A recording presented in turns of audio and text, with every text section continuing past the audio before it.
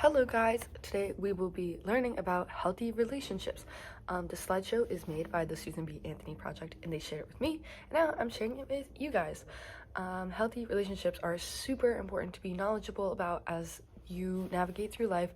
You will have tons of relationships with people, and relationship does not need to just mean like romantic relationship with a partner. That is like anyone in your life. So like the way you interact with like your family or your friends or like every interaction forms some sort of relationship, and making sure that you're protecting yourself and others is super important. So let's jump right into it. So what is the Susan B. Anthony Project? They are a support service for domestic and sexual violence. They're located in Torrington, Connecticut, and you can see on the map here all of like the towns they serve, which is this kind of general area.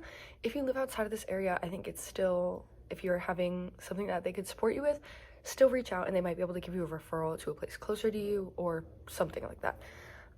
So some of the things that they offer are a 24/7 crisis line, support groups for people, victim advocacy for everybody, including court advocacy, which is super important, safe shelters for those who are fleeing domestic violence, transitional living programs, so just all sorts of things to help people who are trying to get into better situations. What are the 4 components of a relationship? Boundaries, equality, self-esteem, and communication. So first, boundaries. A boundary is something that you set for yourself to communicate with others the things that you do and don't want, and these are for like your mind and your body. They're for everything. So that could be like physical, that could be sexual, and that could be emotional, or like anything at all. And by communicating your boundaries, you'll better be able to communicate with others what you expect in a relationship, and hopefully that will result in being treated how you want.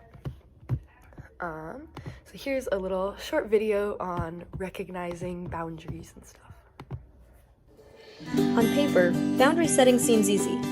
Just say what you want and don't want. That's all there is, right? Well, boundaries tend to get much more complicated in the real world.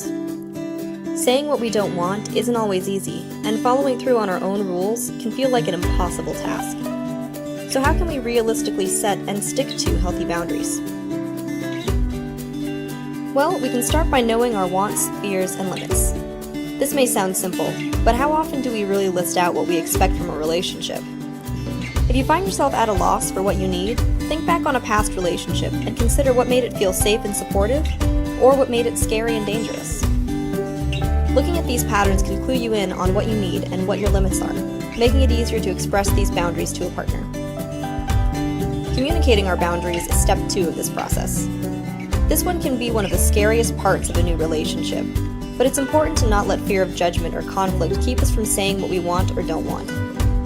Be clear and direct about your needs, fears, and limits, and be as specific as you can. Whether it's calling every Sunday, kissing goodbye, or never sharing social media accounts, your boundaries are yours to express and enforce.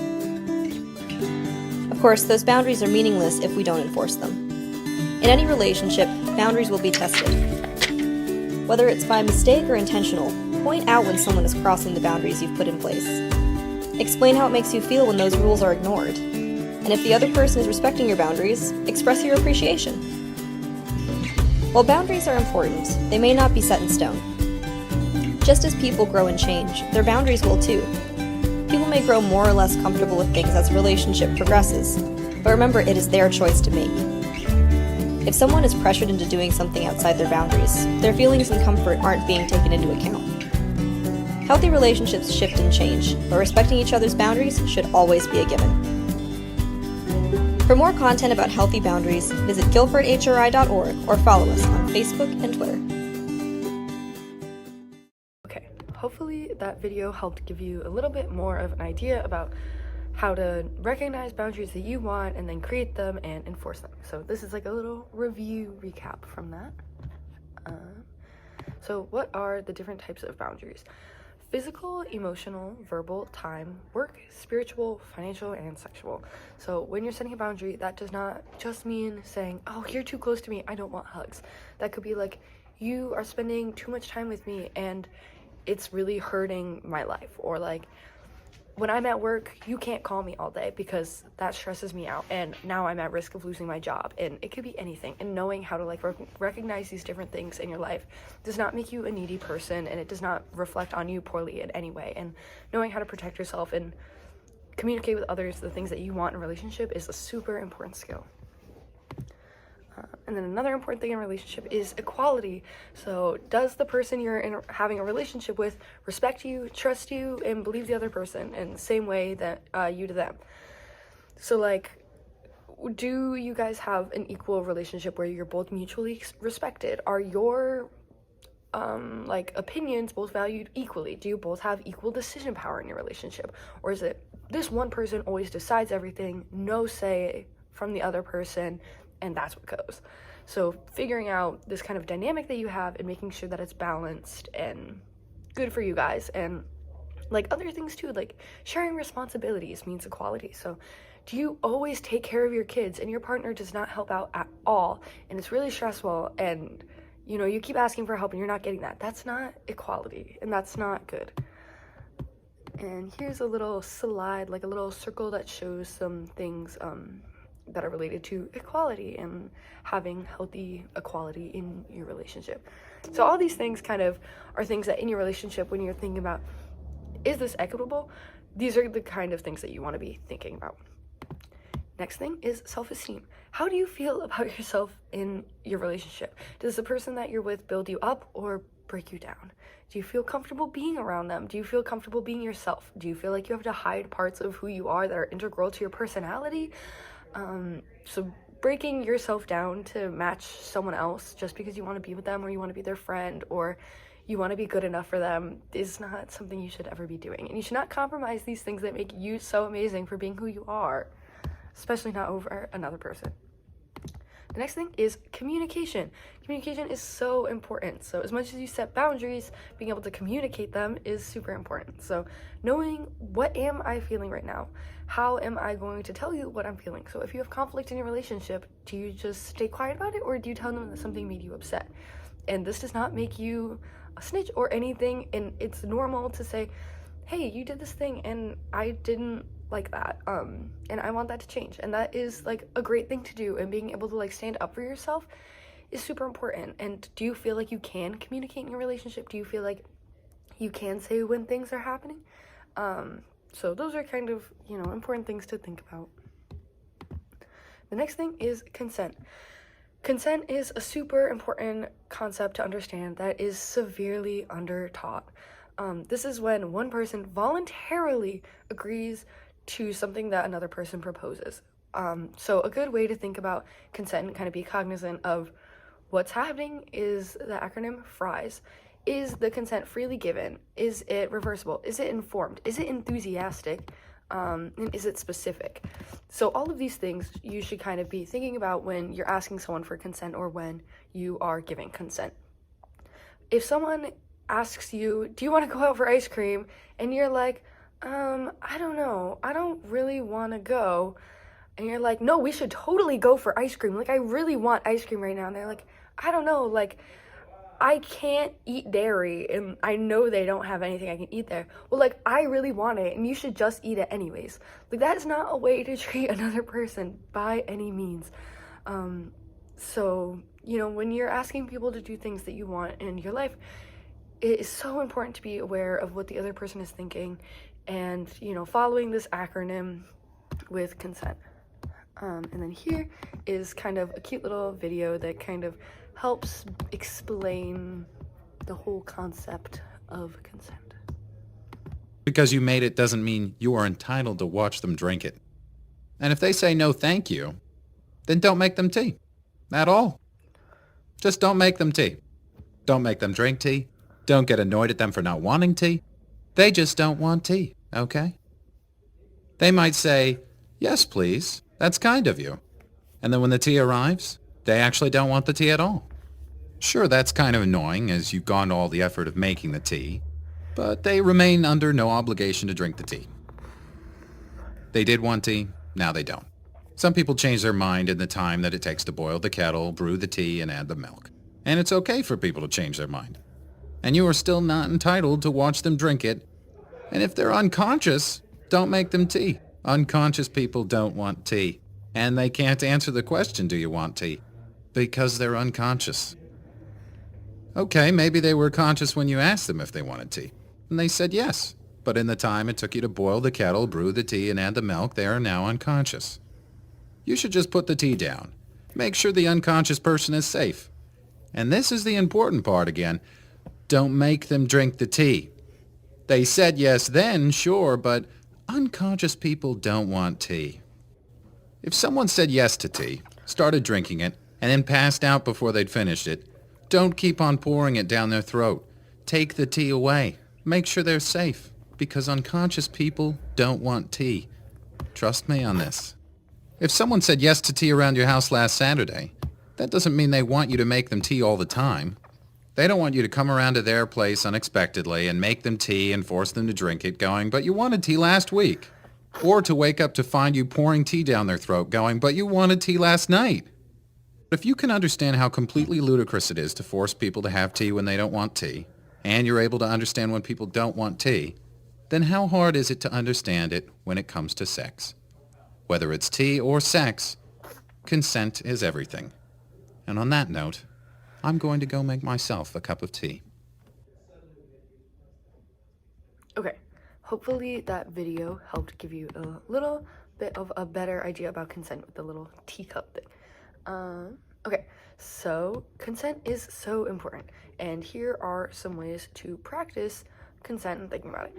Don't try reading other people's minds, and think about when you bring things up, kind of all those sorts of things. And it's really important to practice setting these boundaries in your life. Even if it's like a big thing that's really scary to you, you can start with like your friends and stuff. And that was something that was really big for me, was like talking to my friends and being like, hey, you did this thing, and it kind of made me uncomfortable, and I didn't really like that. And most of the time people are gonna be like, oh yeah, that makes sense, I'm sorry, and then you move on from it, and hopefully then that wouldn't happen again and your boundaries would be respected. So here are some of like the rights that you have in a relationship. So you are never forced to do anything just because you have a relationship to any means. So like your friends, your family, romantic relationships, sexual relationships, all of that. There is no thing that says that if you're dating someone, you must spend every weekend together, or that you have to do every activity together, or that you have to explain every single friendship you have. Those things are not things that come with signing up for a relationship. I think there's sometimes like a little cultural implication that has kind of gotten lost in what it really means. And just because you're in a relationship does not mean that your partner should be able to expect anything from you other than like you being there and trying your best. And this goes for both ways. So like if you are in a relationship and you're realizing that you're doing some of these things to your partner, maybe now it's like a time to sit down and have a conversation about it, and just kind of be more aware going on in the future of these things that you're saying and doing to other people and how you interact with other people. And it's completely normal to like do things in your life that upset other people, or like break someone's boundary unknowingly. Like those things happen, and consent does not just have to mean like when you have sex with another person. Like that is every single activity. Like if someone pressures you into doing something, that's like not cool. So all those things are just like important to be aware of.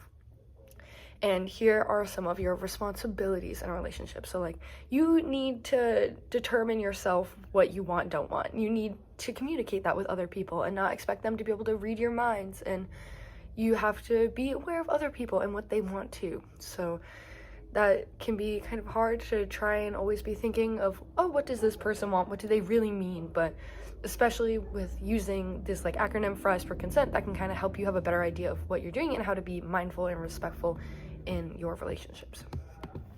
So here are some warning signs of unhealthy relationships. So like lack of boundaries, disrespecting you, ignoring your feelings, ruining your self-esteem, handling their anger or hurt with violence, blaming others, and lots of jealousy. So if you're experiencing these things, maybe now is a good time to kind of assess your relationship. And here is another circle, but this one is for power and control. So this shows some of the ways that people can kind of hurt other people in relationships. And all of this stuff I'll link in Blackboard as well, so you'll be able to go back to it if you'd like. So here is a little is your relationship healthy quiz. This will also be in Blackboard along with another one that I think are both really great. But right now, let's walk through this. Think of one relationship in your life, anything. Okay, name 5 things about that person that you really like about them. Does this person encourage you to have other friends? Can you name 3 things that this person is interested in besides just you? Can you name 3 things that you participate in without the person? Is this person's treatment of you consistent across all settings? So like when they're with their friends, do they treat you differently? That kind of thing. Do you think the person's relationship with family and friends is healthy? And do you have equal decision-making power?